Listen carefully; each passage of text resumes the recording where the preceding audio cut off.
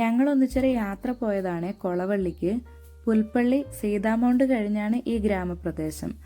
ആദ്യത്തെ long video ആയതുകൊണ്ട് എന്തെങ്കിലും തെറ്റുകുറ്റങ്ങളുണ്ടെങ്കിൽ ഒന്ന് ക്ഷമിച്ചേക്കണേ. ഇതാണ് കൊളവള്ളി അങ്ങാടി.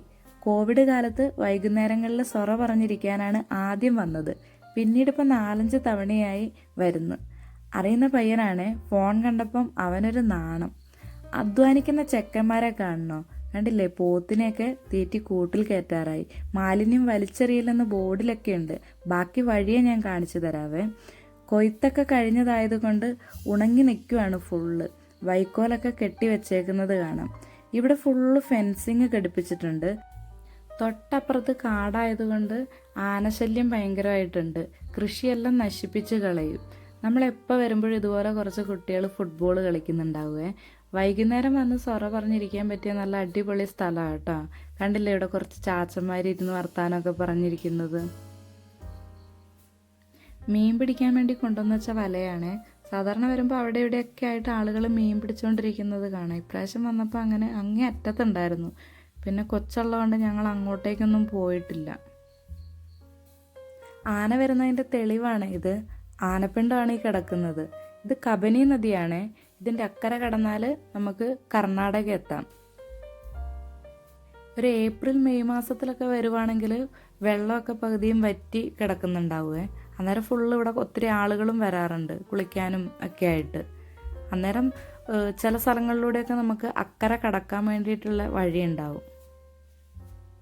കൊട്ടവഞ്ചിയാണ് ഇത്. ഇവിടെയുള്ള വീടുകളിൽ എല്ലാ വീട്ടിലും തന്നെ ഈ കൊട്ടവഞ്ചിയുണ്ട്. അവരുടെ ആവശ്യത്തിന് അവർ അക്കരെ പോകുന്നത് അതിനാണ്. കണ്ടില്ലേ, ഒരാൾ അതിലെ തുഴഞ്ഞു പോകുന്നത്. കയറുന്നോന്നൊക്കെ ചോദിച്ചു, പക്ഷെ ഞങ്ങൾക്ക് ധൈര്യം ഇല്ലാത്തതുകൊണ്ട് ഞങ്ങൾ കയറിയില്ല കേട്ടോ.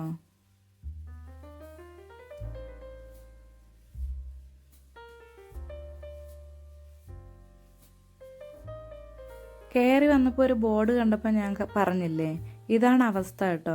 എന്താണേലും അത് ഈ പ്രദേശത്തുള്ള ആളുകളല്ല, ഫുള്ള് പാമ്പേഴ്സാണ്. പുറത്തുനിന്ന് വരുന്നവർ വേസ്റ്റ് കൊണ്ടുവന്ന് ഇടുന്നതായിരിക്കും. മഴക്കാലത്തൊന്നും നമ്മൾ ഈ നടക്കുന്ന ഈ പ്രദേശത്തേക്ക് കൂടി വരാനൊന്നും പറ്റൂല കേട്ടോ. ഫുള്ള് വെള്ളം നിറഞ്ഞ് ചളി കെട്ടിയിട്ടുണ്ടാവും. ഫുള്ള് ആ കുട്ടികൾ കളിക്കുന്നില്ല, അവിടം വരെ ഫുള്ള് വെള്ളം കയറിയിട്ടുണ്ടാവും. ചെളി വെള്ളമായിരിക്കും ഉണ്ടാവുന്നത്. നേരത്തെ കടയിൽ നിന്ന് മേടിച്ച എള്ളുണ്ട കേട്ടോ.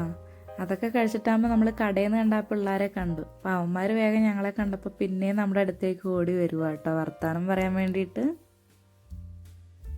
വൈക്കോല് ഓരോ റൗണ്ടായിട്ട് കെട്ടി വെച്ചിട്ടുണ്ട്. ലോറി വന്നത് കൊണ്ടുപോകുന്നാട്ടോ പറഞ്ഞത്.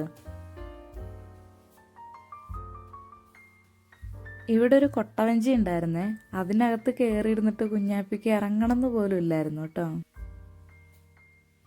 ഇവിടെയാണ് മുണ്ടക്കൈ ദുരന്തത്തിൽ വീട് നഷ്ടപ്പെട്ട കുറച്ച് പേർക്ക് ഫിലോക്കാലിയ ഫൗണ്ടേഷൻകാർ വീട് നിർമ്മിച്ചു കൊടുത്തത്. എത്ര വീടാണെന്ന് കറക്റ്റ് എനിക്കറിയില്ല. നവംബർ മാസത്തിൽ എന്തോ ആണ് താക്കോൽദാനം കൊടുത്തത് കേട്ടോ. എല്ലാം നല്ല വീടുകളാണ്. നല്ല ഫുള്ള് പണി തീർന്ന നല്ല നല്ല കുഞ്ഞു വീടുകൾ, ഒരു കുടുംബത്തിന് കഴിയാനുള്ള വീടുകൾ പണിത് കൊടുത്തിട്ടുണ്ട് കേട്ടോ.